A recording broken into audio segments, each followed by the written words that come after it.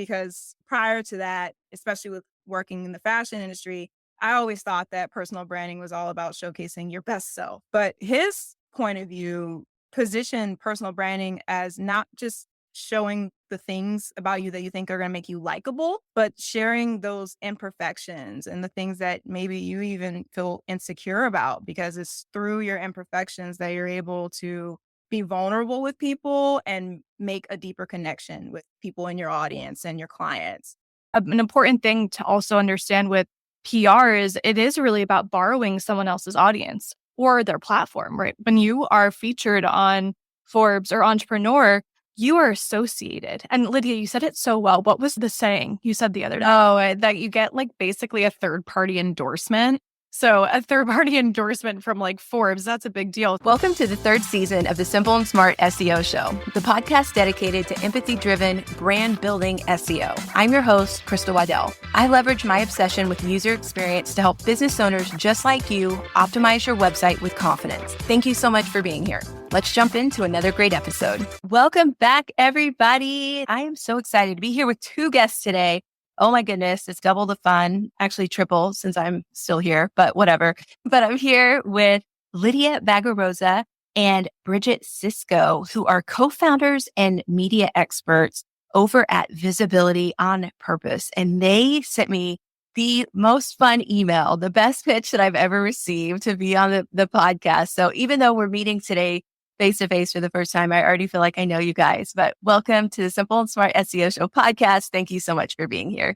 Thank you. Thanks for having us. Yeah, that means a lot to us. It does. Yeah. It really inflates our egos. We're like media experts. Oh, it's the best pitch you ever got. Yeah. I want to make a comment out there to anybody who's listening. Today, you're probably going to get some advice on pitching and talking to people or whatever. But just like in terms of what I respond to, I don't have a lot of time and I don't like to think super hard. So it's just nice to be able to resonate immediately with something like your sense of humor. I was like, oh, I love it. You know what I mean? I'm in. What are we doing? I don't even know what we're talking about, but I love it. Just keep it simple, make it easy. And a lot of people send me stuff that's super, super long. And I'm just like, dude, I don't know. I don't have time to read this right now. So I'm glad that you guys are here and I'm excited. I'm excited to learn from you today. But first, tell us like how you became partners and tell us all about your company. Lydia has the cool story for how we became partners. She's got to tell the backstory. Okay. So it all started before 2020, where Bridget and I both were in a Facebook group together where all love stories are made in the 21st century. And we both had joined it for like manifestation stuff, but really it was just like typing in your dreams. We're both into spirituality on the side for our interests. And I became friends with Bridget on Facebook and I kept seeing her go live like every single day. And she's been an entrepreneur way longer than me. She's been an entrepreneur, I don't even know, early 2016. Yeah, 2016. Yeah. So she was going live every single day and talking about how entrepreneurs needed to like really be visible and be online, not just on their social media pages, but in press and PR. And so she was on the back end really learning how to do this herself. And I've been a publicist for years.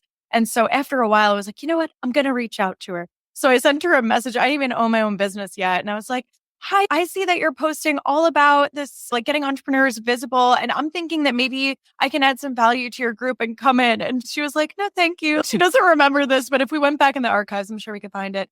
And I was just like, oh, okay. But as somebody who's didn't have a business yet, if I was in her shoes, I would have done the same thing. So years later, I ended up starting my PR company. So I was doing like agency work. I had some clients and I was pitching them. And she had popped up again doing a PR for her publishing's house. So she was helping entrepreneurs who wanted to self-publish books on Amazon. So we ended up messaging each other. We started a workshop that we originally called, what was it? Pitch Like a Pro and Rock the Show. This was in 2021. And it was our first time making money together too, which was like a big test. Yeah. So we ended up doing that workshop together to help entrepreneurs pitch themselves to podcasts. So funny enough, we pitched ourselves to be here.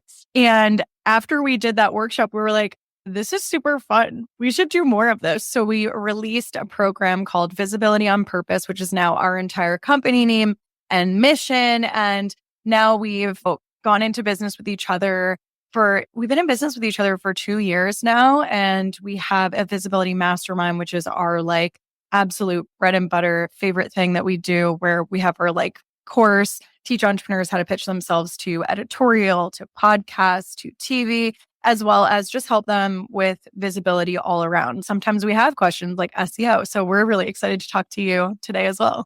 Nice. I love it. Like flipping the script a little bit. Yeah, totally bring on the questions. I love the questions. So is there anything that you would want to add, Bridget, to your founder story?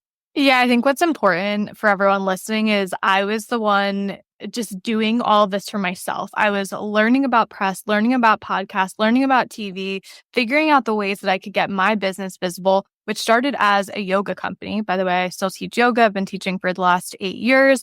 That turned into publishing. I know it doesn't seem like a linear trajectory, but of course, life is never linear. And my thing was just, how can I get myself visible? How can I just figure this out? So I was the one figuring it out. And what was cool is that when Lydia and I teamed up, she had been doing this for a decade, working with Grammy Award winning artists, representing them, getting big brands. Yes, we can ask her more questions about this because Lydia has a really cool backstory and getting big brands into Ulta, Walmart, Target. So we really feel like we get our people because I was the one just trying to figure it out, the small business owner, the entrepreneur who just wants to be seen. And she has the background, the credentials of really helping big brands do this thing, be known, be seen, all that. Okay. So before we move on into PR and SEO, I got to ask a self-serving question. How did you get brands into stores?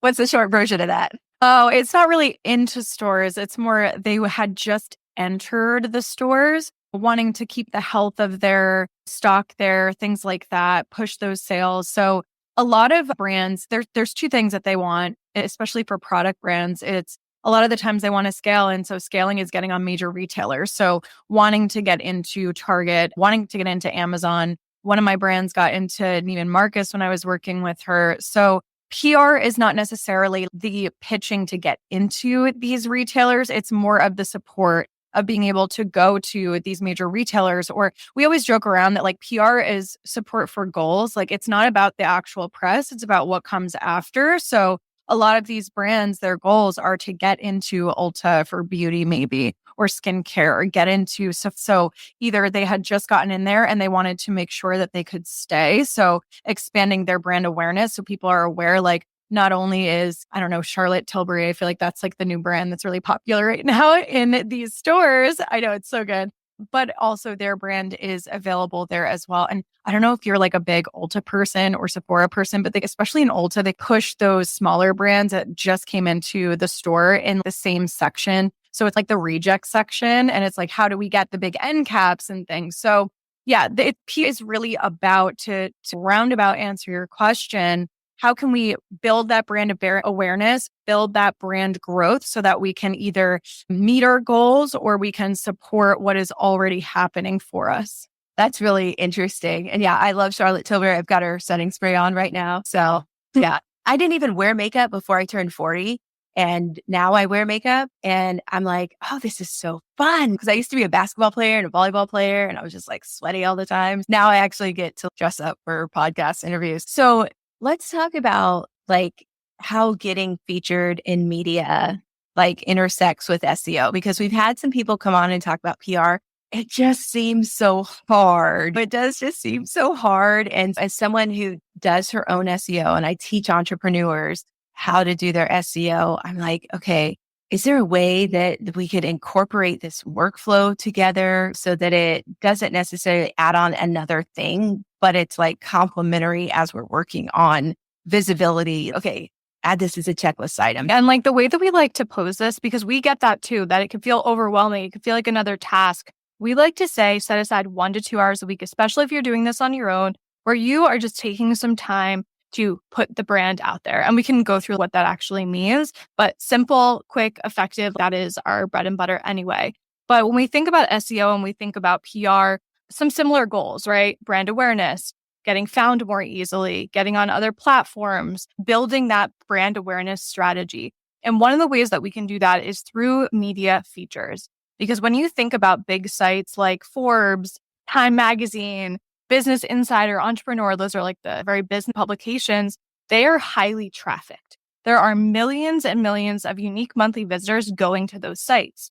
So when you as a business owner are quoted, are mentioned, are linked in any of those articles, it then supports your own website. So we basically found this on our own. Like, I'm not an SEO expert at all, but one day we were on Ahrefs and then we were using like SEMrush and just figuring out like what were some of the backlinks that we had gotten for our own companies. And we start to see the press ones that are coming in and we're like, okay, there's something to this. Not even realizing that there's a whole strategy around companies that just get companies backlinks. So we are looking at it from more of the brand exposure, building your credibility platform, building a thought leadership platform. But at the end of the day, it also supports SEO efforts because you now are boosting your domain authority because you are linked to these highly trafficked websites.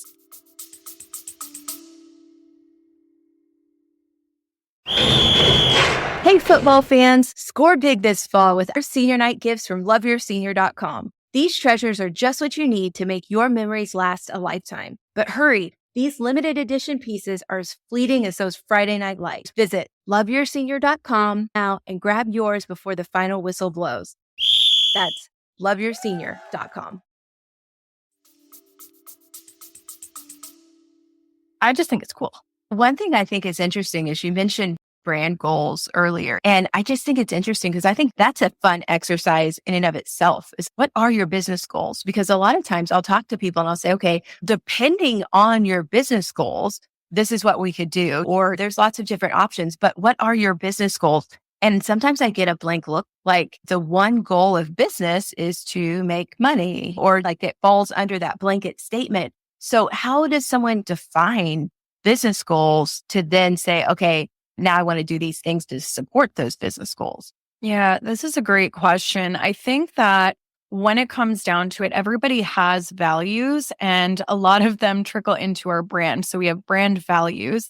Now, when we're looking at our values, how do those translate into what we want for our business long term? I did speak to a company recently. They're a skincare brand, and her values are, I don't want to add any preservatives into my products. Therefore, I don't want to go to any major retailers because the shelf life needs to be extended. So I actually don't want to be in Ulta. I don't want to be on Amazon. And that was really interesting to me because her maybe press or the way that she markets is going to be very different. So right now, PR for products, and this is for your listeners too, so they just know this, is they're going into an affiliate model. So it's almost like pertinent and crucial for them to be on Amazon or a major retailer in order to get press. And this is because magazines don't make money anymore. They used to be print. And now they're all online. So this is a way that they get to make money online. For experts, it's a different story where you don't really need to worry about that or sources. But for products, they do need to be on a major retailer. So for this particular brand, it actually made a little bit more sense for her to go the ad route and to go the social media route. Now, I would say 90% of the brands that I speak to, they're interested in going on Amazon or going into major retailers and scaling in that way. They're also not all like skincare brands that have to worry about preservatives and things like that. It may be that they're a lifestyle product, maybe like a weighted blanket or something. So there's lots of goals where it's let's talk about what your values are, what you see for yourself long term, and then shift gears and build a strategy that is curated, that is meant for you in the PR route. There's an interior designer that's in our visibility mastermind. She's so amazing, but her whole niche is actually building a space that feels safe for you. It's more about mental health, which is such a cool spin. And so she eventually wants to speak on stages. She's already done some speaking. And so for her, she wants to get on these big publications as more of support for, hey, I'm a big deal. I've been featured on X, Y, and Z. I have great SEO. I'm searchable. And I also should be the keynote at this big conference about mental health.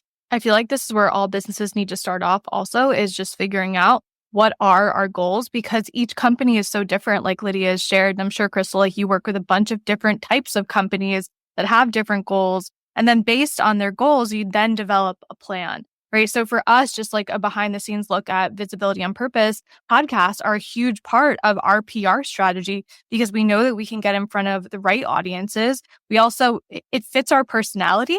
Like we like this style of communication. So it's fun. It just energizes us. It's good for us. We also focus on getting inside of business magazines just for really the logos and the credibility. We can link those to our websites. We also get in front of groups and communities. So we'll do a lot of workshops where we are in front of new audiences. And an important thing to also understand with PR is it is really about borrowing someone else's audience or their platform, right? When you are featured on Forbes or Entrepreneur, you are associated. And Lydia, you said it so well. What was the saying you said the other day? Oh, that you get like basically a third party endorsement. So a third party endorsement from like Forbes, that's a big deal. So we could start this podcast by saying, hey, Crystal, we're like Forbes feature. You know what I mean? Because it's like when you're able to say those things, like that's shiny. Like both Bridget and I have been featured on Entrepreneur Magazine quite a few times recently. So that is cool. And Bridget just got featured, or she's getting featured on Yoga Journal, right? You had just spoken to a writer there. Yeah, in the works. In the works. It's so exciting. Yeah. Yeah, that is super awesome. Okay. One thing I want to take a quick look at is you mentioned the affiliate model. And I think for people who are starting businesses and they're thinking about increasing their visibility and availability online, they may not be familiar with the affiliate model. And I remember when I learned about affiliate marketing and just like the level of affiliate marketing, I never looked at the internet the same again. I try to tell everybody, people are selling you something all the time. And if it's free because you are the product. Like you are the product. So don't worry so much about what is free and what is paid. Think about what information or data you're giving people access to. Having said that, what is an affiliate model and how does that work and who has access to become an affiliate? Yeah, I love that you said this because I feel like a lot of this information is gatekept or people don't know it exists until they're digging and then they find out and they're like, it's like a facade has been lifted and they're like, I've been sold to because of it, whatever. It's around the holiday season right now. So there's going to be a ton of gift guides and you're not going to realize that they're called gift guides, but they are. So you can type in like gifts for great aunts. There's a gift guide for everyone. Gifts for 4-year-old. And you will most likely get an article that will have that exact headline because people post and they're looking for those things. It's searchable. So SEO. And when you look at those gift guides, it's going to be a list of products that make sense for that category or something. I'm going to guess that about 80% of those are going to be on Amazon because Amazon pays per purchase on the back end. And so the product or the company is not responsible for that payment. Actually, Amazon is. So Amazon is truly taking over the world. That's a real thing. Or it's going to be on like Uncommon Goods or Target or something like that.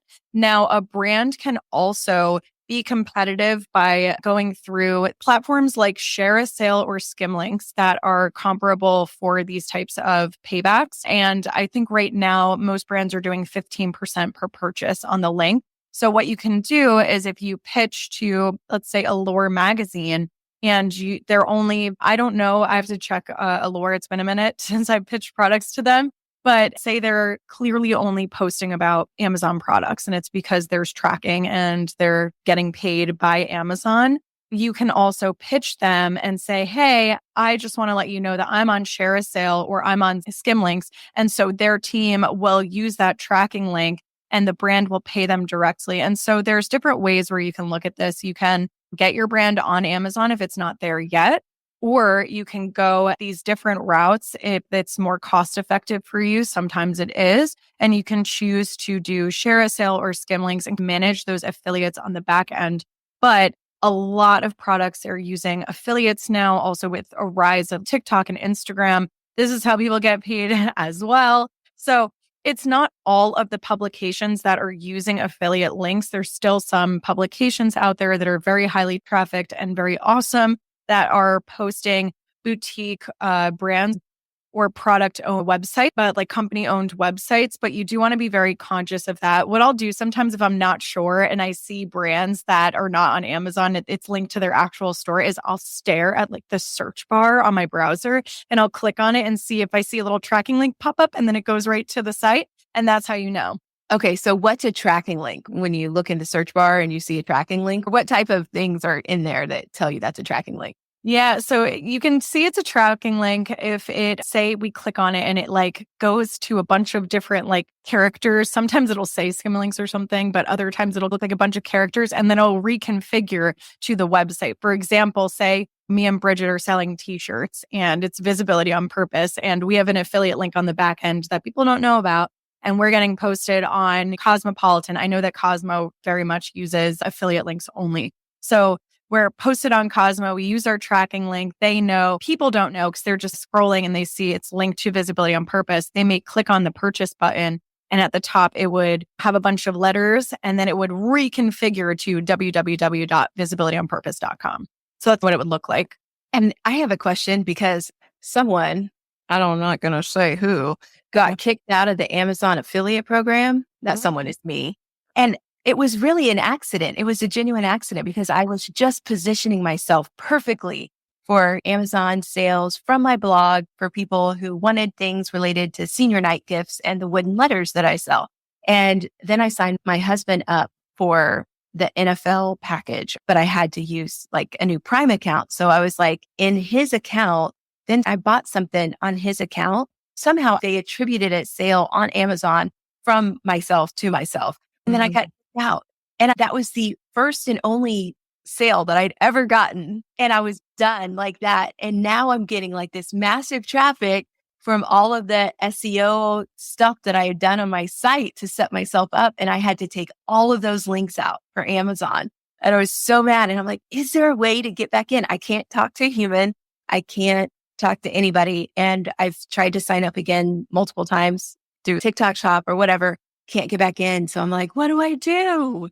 That I don't have the answer for you. I wish I did. I do know that Amazon is very picky on that just from the publishing side. We used to use Amazon KDP, Kindle Direct Publishing, as our print on demand publishing platform. And if you ever wrote a review for yourself or even the authors, if they wrote reviews for themselves, there was a lot of tracking going on where Amazon then knew it was from that like original computer, that original IP address. So I think they're just like really taking precautions to make sure that doesn't happen. I don't know in your case, but that's annoying.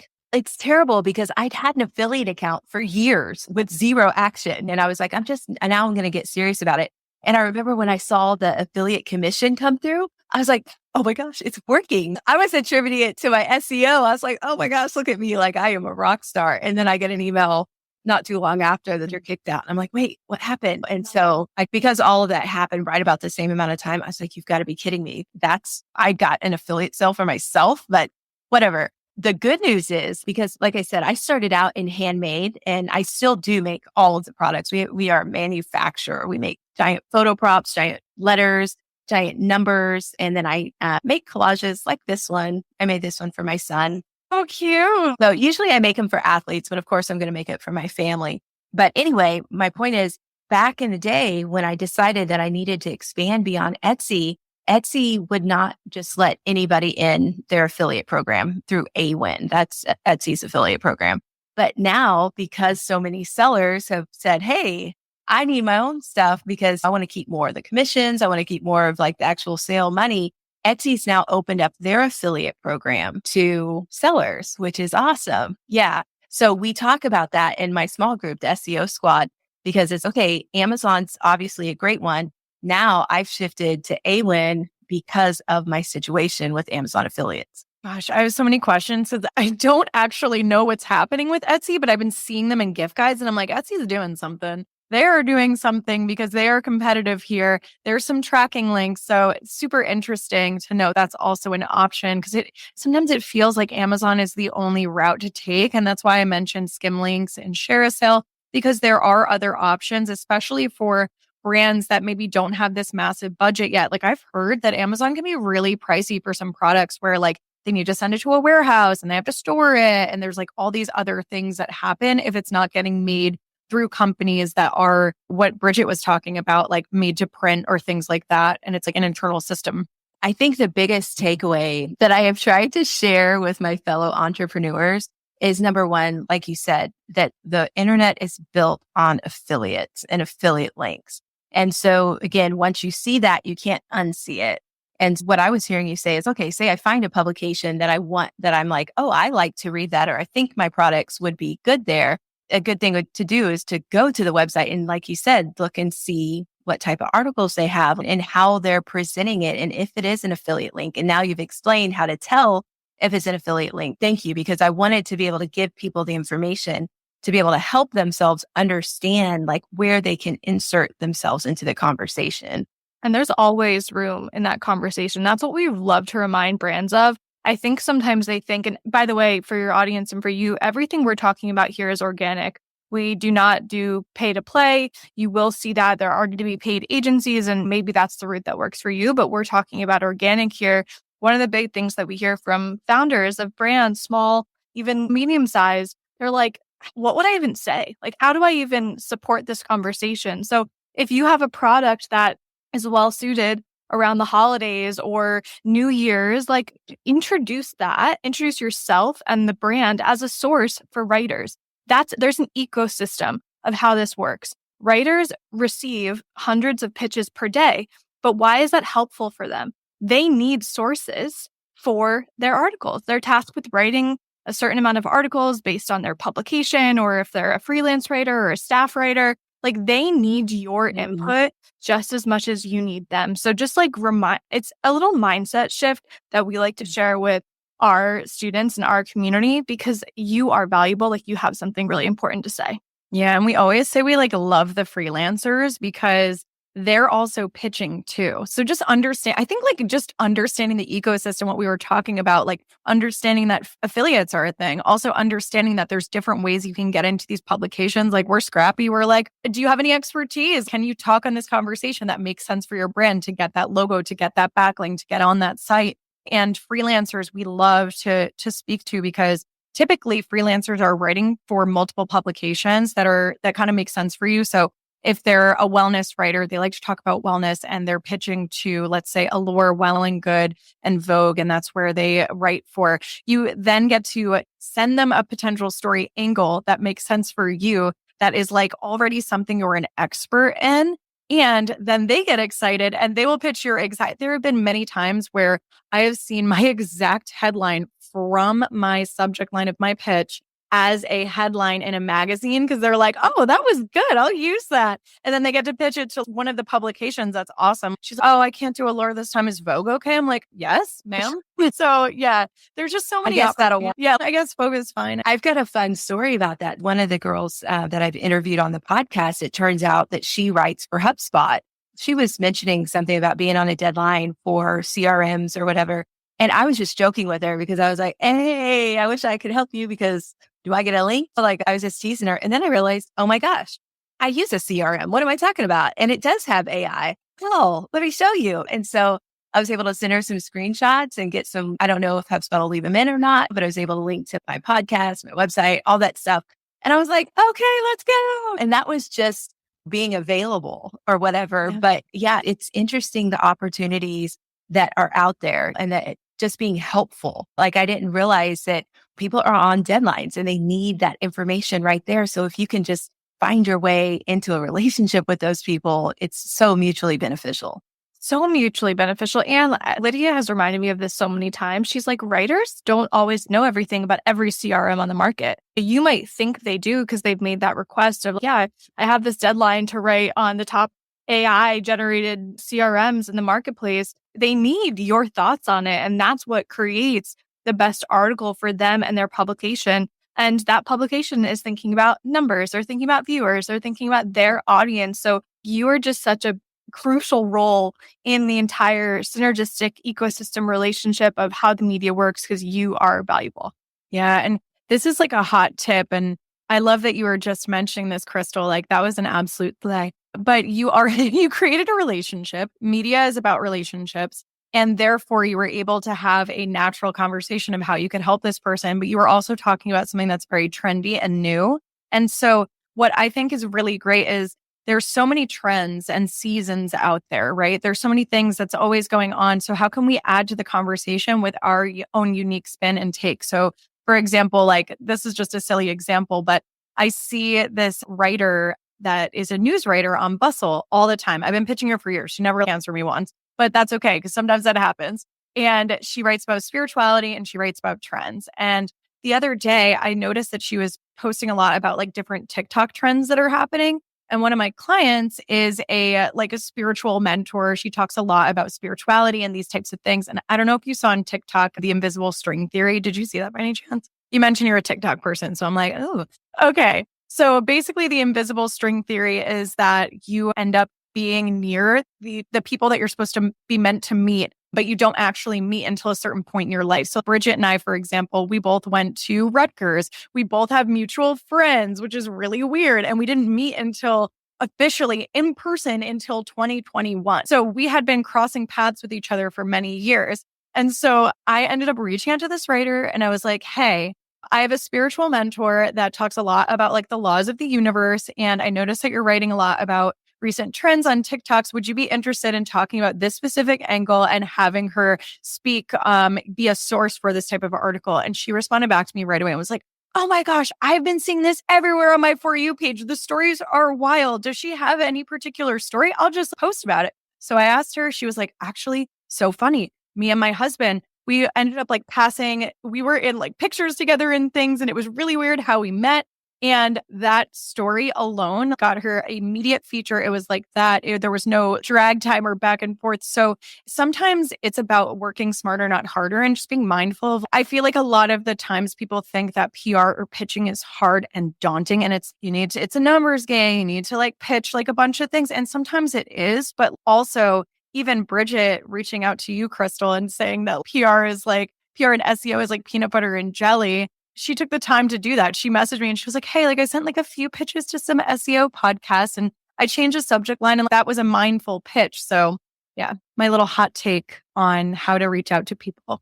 And I think it's such a great point too, that, hey, look, what is trending on TikTok, particularly, maybe it used to be X and sometimes maybe it could even be on LinkedIn or whatever. Mm-hmm. But like when you can find a place that intersects with your business, like I will be looking out for that now. Oh, what do I know about this? Because again, with the CRM, I was joking with her. I didn't even see my connection until I thought about it. You know what I mean? I was like, how could I be an expert on this or how could I contribute? And it's, wait a second, I'm a business owner that uses a CRM.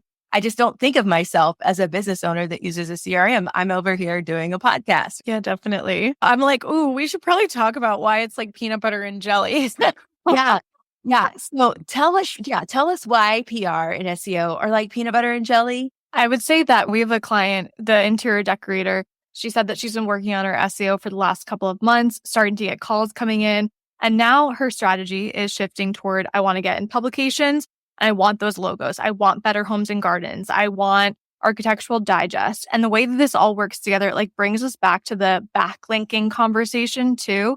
All of it compounds, like PR and SEO together. They're not immediate strategies. I'm sure you talk about this all the time. You might not see the result tomorrow. It might take on our end a couple of pitches or a couple of conversations, a couple of relationships being built to actually secure those features. But once you get that ball rolling, what happens? Both as a result of being found online and getting press for your business, you're going to be able to convert clients quicker. You're going to be able to set up more sales calls, maybe even sell more products because you are found by the people who are looking for you. And you've built the credibility and trust through press already. So when someone comes onto your website, whether it's like a product or you're some sort of thought leader in the space, and then you get to say featured in X, Y, and Z, it's subconscious for your potential buyers. So they're like best friends. Like I like peanut butter and fluff also, but peanut butter and jelly works too. And I think it's really interesting because there's an acronym in SEO, or at least from Google, which is called EEAT. And so it's experience, expertise, authority, and trust. And then also, yeah, I know, right? You didn't know that? Oh, no, I'm writing it down. I'm like, hey, trust. Yeah. So when you said that, I was like, oh my gosh, that's totally aligned with the whole process. But the other side of it is that Google says, make helpful content for your website. And a lot of people, I'm not going to go into it right now because I think that could be a masterclass. I could teach a masterclass on what helpful content actually looks like on a website page. But what's interesting is that helpful content is content that helps people make a decision that they feel comfortable about, that they feel good about, that they feel like, oh, I can feel proud of this, proud enough to even share with other people. And I think about that authority piece and just those elements of, okay, if I'm aligned with this brand or this publication or that publication, it's building authority, building expertise. And it's that trust that, like you said, that third party association. It's just like, check, check, check. You know what I mean? So I love that. It's to me, that's how I visualize it all coming together. Yeah. And I think the real eye-opening piece when I was like, oh, okay, this actually matters is I've been a publicist for 10 years, like what Bridget said. I have been doing this for a long time, but I've always sat in that seat of, okay, I'm the one to get you on the podcast, to get you on the magazine, to get you the TV segment. And I've done my job. Like my hands are done. Like I've washed my hands of it, but I've never really like dove into the analytics of how this is impactful for a website and online in the online space. And then Bridget went into the obsession of learning about SEO last year. She was telling me all about it. I was getting voice notes. So there's this site, right, where you can actually see your backlink. And so I started looking up my clients because I was like, like now I'm curious. And I had a client, she was a breathwork practitioner. I had her for 2 years and we got her on Oprah. We got her on Bustle. She was on Well and Good. She was on these huge podcasts for her niche. And I was like, just look and see. So I looked on Ahrefs and she had 600 backlinks. And this is a brand new company, right? But then I started noticing, and I do know that things syndicate. So basically, if you get an article on women's health, sometimes it doesn't just stay on women's health. Like it goes on Yahoo, it goes on AOL, it goes on MSN. Those are all search engines in themselves and they're big sites.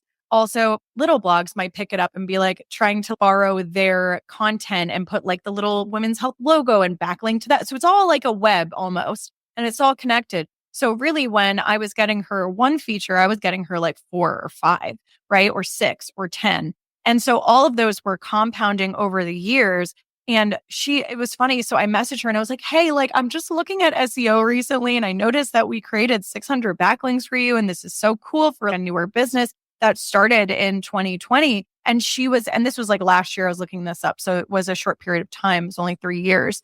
And she messaged me and goes, this is so funny. You sent me this. I was just looking at my website traffic, 20,000 views to my website last year. And there's no reason a small business owner who doesn't have a storefront, she's all virtual, is getting 20,000 views on her site. So this just goes to show like the proof is really in the pudding. And it is a long-term strategy, but it doesn't take that long and it compounds over time. Like those live on the internet forever now. Something that kind of made sense to me too was, okay, once you optimize a page, you got to let it ride for a while, but then it's okay. Then how do you promote it? How do you get more eyeballs on it? You know what I mean? It's just a natural next step. So you have to get your foundations in place with SEO. I really, truly believe that.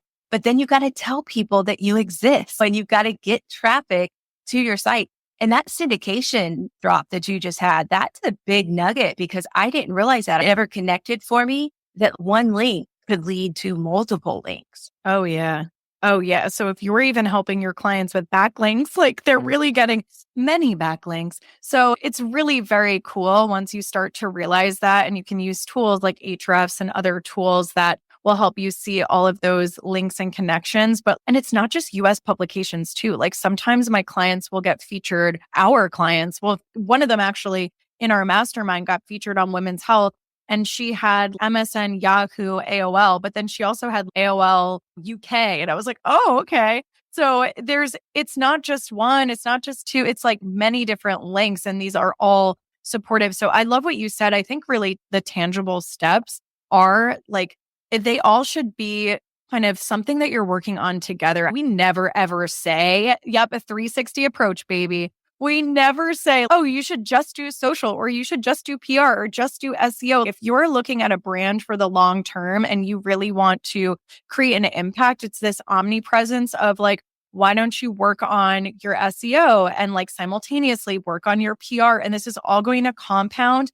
And we like to remind entrepreneurs, I think, because a lot of us are so used to that like instant gratification. That dopamine hit from social media. Oh my God. Like we have to remember like that this is so freaking new. That's not normal. That doesn't happen. If I'm going to open a store on a street, I probably will have to buy the products. I would have to pay rent for my storefront. Online, we get to make sales right away. And typically, a lot of people are making profits right away, which is amazing. But we have to remember that building a brand does take time. It's not like you're putting in the SEO with Crystal and then tomorrow you get a bunch of phone calls. Like maybe 2-3 years, you get a bunch of phone calls because of all the amazing things that she's doing and your PR and your social media. And now you get to sit back and reap the benefits of people like coming to you instead of being the outward facing sales. But we got to put work in a little bit. And that is the key right there, is that it does take time. There's so many in your face, flashy success stories that are like, I made 6 figures yesterday and I was taking a bath. But it's like, that's not probably going to work for everybody. Some people are going to have that success. Not all of us are going to be Michael Jordan. There's tons of players that have played in the NBA and we don't know all of their names. You know what I mean? So it does take time to build a brand. But one last question I wanted to ask you about how it does take time and people are starting from a spot.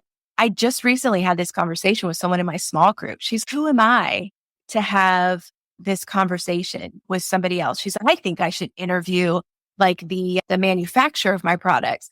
And I'm like, you are amazing. To hear her talk about her products and the people that she serves, it gives you goosebumps. She just loves bringing the party to her people. So it's like, what would you say to a small business owner who's, oh, I don't think that I'm the right person to pitch. There's other people that maybe they should talk to or whatever, anything along those lines. What kind of encouragement do you have for us? This is exactly why we started Visibility on Purpose.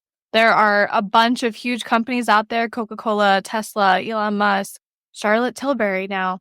And there are a bunch of small business owners that are taking care of their families, are walking their dogs, are not known by the world yet. So how do we get there? We take the small steps each and every day to share what we know to be true. And we always say you didn't start a business for no one to know about it.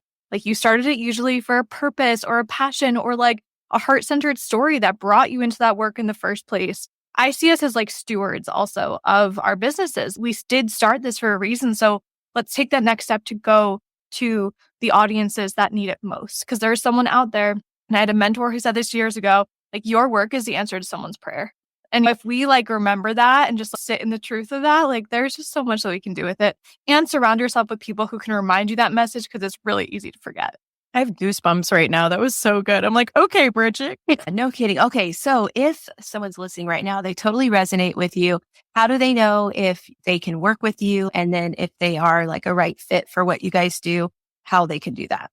Yeah. So a lot of our clients are business owners. We actually serve 2 different types of business owners or spaces. So our clients typically are at that space where maybe they're hitting a plateau.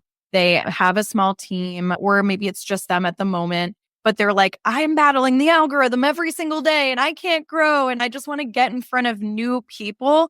Again, a lot of PR is about networking. So it's about meeting the writers, meeting the podcast hosts. I'm so grateful we get to talk to you today because we can now be referral partners. We like, obviously we're vibing. I'm like, oh, you're a new friend. This is so cool.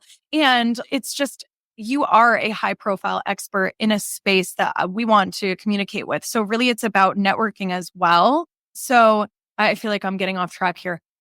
Okay, this is where I'm going. I was like, Crystal, I just absolutely love you. Yeah, we love you. So we support those entrepreneurs. That's our Visibility Mastermind pitch party where these entrepreneurs come into our group and we get to talk about lots of different conversations. So our main focus is PR. We have our step-by-step flagship course that teaches you how to pitch yourself to the media in 4 simple steps. It's broken down.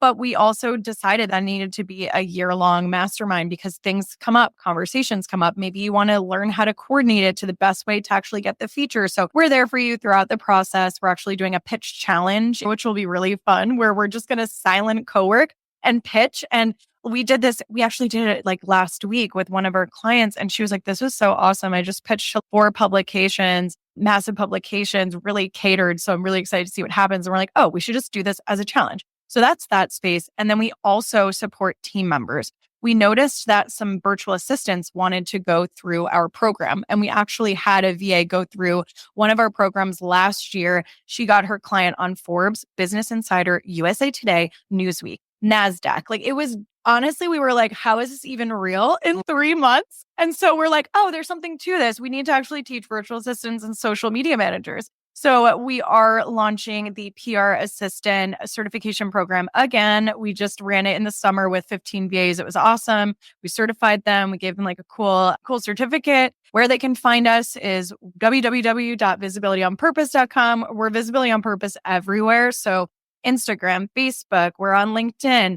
Shoot us a message. We love chatting, obviously. Yeah, you guys are awesome. I want to join that challenge. We do a bunch of these things in our community. So this is something that we'll be doing ongoing, whether it's pitching challenges or other mini challenges within our paid community, because we know that people love a good challenge. Stay committed, stay accountable, keep consistent. And all those things are really important when you are implementing your own PR strategy.